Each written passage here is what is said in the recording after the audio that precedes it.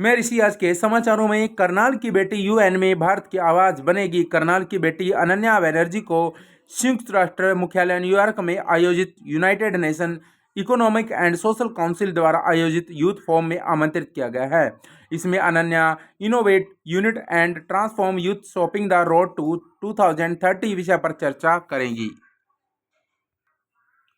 Social media पर gun culture बर्खास्त नहीं। पुलिस महानिदेशक अजय सिंघल ने राज्य में सोशल मीडिया पर गन कल्चर और अशोभनीय एवं भ्रामक कंटेंट परोसने वालों को स्पष्ट चेतावनी दी है कि ऐसे भी कंटेंट को किसी भी सूरत में बर्खास्त नहीं किया जाएगा और ऐसे लोगों के खिलाफ कड़ी कार्रवाई होगी। किसानों से जैविक फल सब्जियां खरीदेगी सेना। नई दुनिया प्रतिनिधि रायसेन मध्य प्रदेश के रायसेन में आयोजित राष्ट्रीय उन्नत कृषि महोत्सव को संबोधित करते हुए रक्षा मंत्री राजनाथ सिंह ने कहा कि अब सेना की छावनियों में स्थानीय किसानों द्वारा उगाई गई जैविक सब्जी व फल की खरीद होगी। बिजली उपभोक्ताओं पर फिर 47 पैसे प्रति यूनिट अतिरिक्त शुल्क लगाने की तैयारी। प्रदेश में इस वर्ष भले ही बिजली टैरिफ में बढ़ोतरी नहीं की गई है, लेकिन बिजली वितरण निगम दूसरे तरीके से उपभोक्ताओं को झटका देने की तैयारी में है। उत्तर और हरियाणा बिजली वितरण निगम में ईंधन और बिजली खरीद समायोजन अधिभार के नाम पर उपभोक्ताओं से 47 पैसे प्रति यूनिट वसूलने के लिए हरियाणा राज्य विद्युत विनियामक आयोग से अनुमति मांगी है। स्कूल परिसर अब मनोरंजन के अखाड़े नहीं बल्कि केवल शिक्षा के मंदिर होंगे। स्कूलों में रील और मनोरंजन वीडियो बनाने के बढ़ते चलन पर अंकुश लगाने के लिए शिक्षा विभाग ने कड़ा फैसला लिया है। हिसार और हंसी के जिला शिक्षा अधिकारियों ने आदेश जारी कर स्कूल परिसरों में किसी भी प्रकार की रील या गैर शैक्षणिक वीडियो शूटिंग पर पूर्ण प्रतिबंध लगा दिया है। आभा आईडी बनाने में महेंद्रगढ़ प्रदेश में पहले पायदान पर नूंह सबसे पिछड़ी। प्रदेश में कुल 2,96,65,701 निवासियों ने बनाई है आभा आईडी। 5 जिलों में वर्षा और अप्रैल के अंत में 40 डिग्री होगा पारा। 15 अप्रैल के बाद तापमान में बढ़ोतरी। शनिवार को प्रदेश में गुरुग्राम का तापमान सर्वाधिक रहा। बभैन में महात्मा ज्योतिबा फूले व सावित्रीबाई फूले के नाम पर खोला जाएगा नर्सिंग कॉलेज। मुख्यमंत्री नायब सिंह सैनी ने कहा कि सरकार महात्मा ज्योतिबा फूले व माता सावित्रीबाई फूले को शिक्षाओं पर चलते प्रदेश को शिक्षित, स्वास्थ्य और सुरक्षित और स्वावलंबी बनाने के लिए प्रतिबद्ध है। दोनों का जीवन और उनके विचार हमारे लिए मार्गदर्शक हैं। हमें उनके बताए रास्ते पर चलकर ऐसे समाज का निर्माण करना है जो समानता, न्याय और भाईचारे पर आधारित हो। रेड क्रॉस कर्मचारियों के स्थानांतरण के मामलों में हस्तक्षेप नहीं कर सकता, कोर्ट याचिका खारिज। कहा कि इन कर्मचारियों की सेवा शर्तें किसी वैधानिक नियम के तहत संचालित नहीं होती। केवल आंतरिक प्रशासन के लिए बनाए गए नियम किसी कर्मचारी को न्यायालय में परिवर्तनीय अधिकार प्रदान नहीं करते। जहां शिक्षक कम वहां पढ़ाएंगे सक्षम योजना का मसौदा होगा तैयार। शिक्षकों की कमी झेल रहे सरकारी स्कूलों में नजदीकी रह रहे पढ़े लिखे व सक्षम युवा बच्चों को पढ़ाते नजर आएंगे। ऐसी योजना लागू करने को कुरुक्षेत्र लोकसभा क्षेत्र से भाजपा सांसद नवीन जिंदल ने अधिकारियों को विस्तृत मसौदा तैयार करने के निर्देश दिए। नशा तस्करों के रद्द होंगे आधार कार्ड और पासपोर्ट। उपराज्यपाल ने दिया सख्त संदेश। लुक आउट नोटिस के साथ संपत्तियां होंगी जब्त और बैंक खाते फ्रीज। जम्मू कश्मीर को नशा मुक्त बनाने उपराज्यपाल ने अभियान का शंखनाद किया। जम्मू से पद यात्रा से शुरुआत, समाज का हर वर्ग आगे आए। स्कूली बच्चों ने भी जागरूकता रैली निकाली। प्रदेश के हर गांव, कस्बे, शहर और घर तक पहुंचेंगे अभियान। जागरूकता सहित कई कार्यक्रम भी होंगे। 100 दिन तक चलेगा जन आंदोलन। सीमा पार से हो रही थी तस्करी की साजिश। मोहभंग कैसे हुआ? 74 सरकारी स्कूलों में बाल बाटिका खाली। केवल 10 दिन में 5490 विद्यार्थी कम। एक शिक्षक को 5 छात्रों के दाखिला का लक्ष्य पूरा नहीं करने पर नोटिस की तैयारी। 5वीं के बाद सरकारी स्कूलों में विद्यार्थियों का रुझान कम।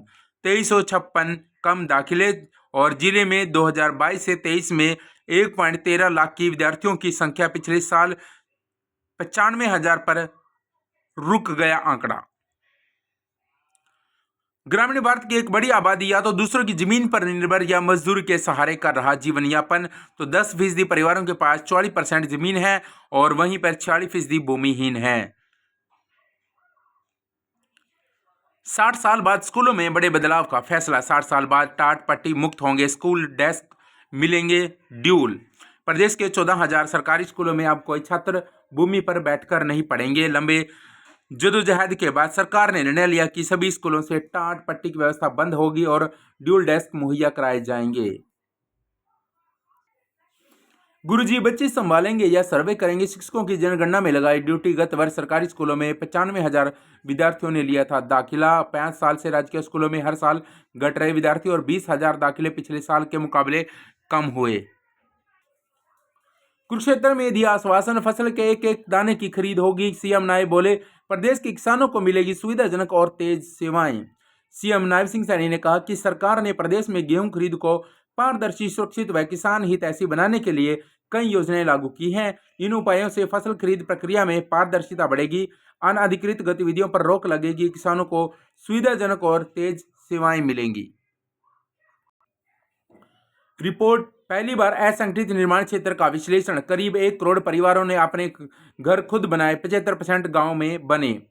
सांख्यिकी एवं कार्यक्रम कार्यान्वयन मंत्रालय ने एक तकनीकी रिपोर्ट जारी की, जिसमें गैर पंजीकृत निर्माण एजेंसियां और परिवारों द्वारा बीते साल भर में किए गए कंस्ट्रक्शन पर एक पायलट अध्ययन के प्रमुख नतीजे बताए गए हैं। एनएसओ के अनुसार देश में इनकॉर्पोरेटेड कंस्ट्रक्शन में कुछ गतिविधि करीब 1 करोड़ परिवारों द्वारा खुद के रहने के खुद बनवाए जा रहे मकानों की वजह से है। डीजल पर निर्यात शुल्क में 34 रुपए प्रति लीटर बढ़ोतरी। 26 मार्च को प्रति लीटर 21.5 रुपए था, अब 55.5 रुपए हुआ। विमान ईंधन पर भी निर्यात शुल्क 29.5 से बढ़ाकर 42 रुपए कर दिया। डीएमएम, किताबों के दाम कम करवा दीजिए, हर माँ बाप अमीर नहीं होते।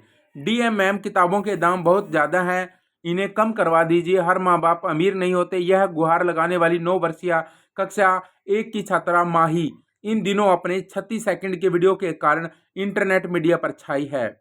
डीएम निधि गुप्ता वत्स ने बताया कि मामला संज्ञान में आया है, वीडियो भी देखी है। डीआईओएस को जांच सौंपी गई, बच्चों की किताबें भी उपलब्ध कराई जाएंगी।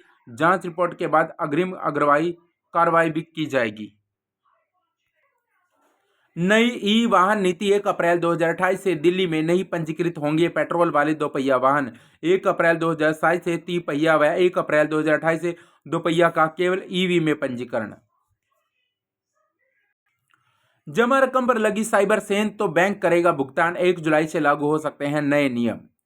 डिजिटल बैंकिंग को भरोसेमंद बनाने के लिए बैंकिंग प्रणाली में कई अहम बदलाव किए जा रहे हैं। आरबीआई के नए निर्देश के अनुसार यदि डिजिटल फ्रॉड की वजह से आपके खाते से रकम निकलती है तो उसके लिए जिम्मेदार बैंक होगा और ग्राहक को उसका पैसा वापस मिलेगा। बैंक यह साबित कर देता है कि फ्रॉड ग्राहक की गलती से हुआ है तो बैंक उसके लिए जिम्मेदार नहीं है। 50,000 से कम के फ्रॉड पर तत्काल रूप से ग्राहक के खाते में 25,000 रुपये दे दिए जाएंगे। बाकी इनकम के भुगतान के लिए मैकेनिज्म तैयार किया जा रहा है। श्रमिक के बच्चों को पढ़ाई के लिए मिलती रहेगी आर्थिक मदद। हरियाणा श्रम कल्याण बोर्ड की ओर से पंजीकृत श्रमिकों के बच्चों को पढ़ाई में मदद देने के लिए खास योजनाएं चला रही है। इन योजनाओं के तहत कक्षा 1 से लेकर कुछ उच्च शिक्षा तक हर साल 8,000 रुपये से लेकर 20,000 रुपये तक की छात्रवृत्ति और कोचिंग सहायता दी जाती है। इसके लिए परिवार की सालाना आय 1.80 लाख रुपए से कम होनी चाहिए। इसकी पात्रता के लिए आवेदन के इच्छुक श्रमिक के पास लेबर कार्ड होना भी जरूरी है। तो साथियों, आज की न्यूज़ यहीं पे। जल्द मिलेंगे नेक्स्ट न्यूज़ में, तब तक के लिए चैनल को सब्सक्राइब करें, लाइक करें और शेयर करें। जय हिंद।